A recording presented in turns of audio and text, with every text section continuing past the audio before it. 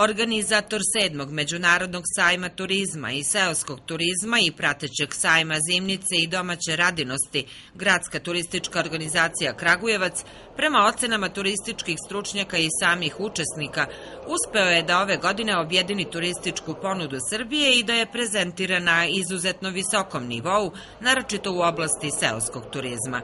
Pre svega ovde su bile turističke organizacije, ali i turističke agencije, predstavnici preduzeća koje se bave prodajom aranžmana na najpoznatijim srpskim planinama.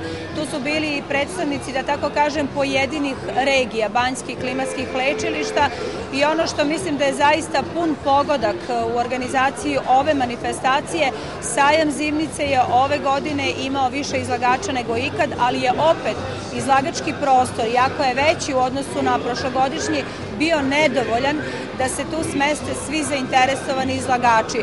I prateći sadržaj održani u Medija centru Šumadija sajma izazvali su veliko interesovanje učesnika koji se bave seoskim turizmom, posebno edukativne radionice na kojima su imali priliku da nauče da naprave internet prezentaciju svog domaćinstva ili da napišu projekte za apliciranje za sredstva iz predpristupnih fondova Evropske unije. Uvek kada pričate ljudima da bi mogli da se bave nekim poslom, onda oni pitaju jel ima tu para, jel možete dobijete neki novac i to je logično u ova vremena i zato smo mi organizovali radionicu gde su oni mogli da čuju kako mogu da konkurišu za projekte u oblasti seoskog turizma, odnosno u oblasti poljoprivrede.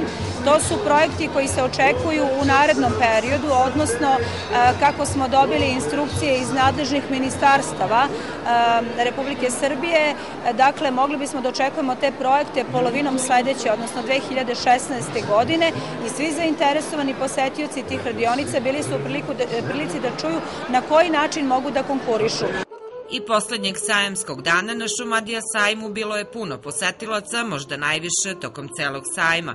Takvo interesovanje pokazuje da je Kragujevački sajam turizma i seoskog turizma stekao reputaciju događaja koji je prevazišao usko stručni karakter i postao respektibilan brend kojim se Šumadija s pravom ponosi.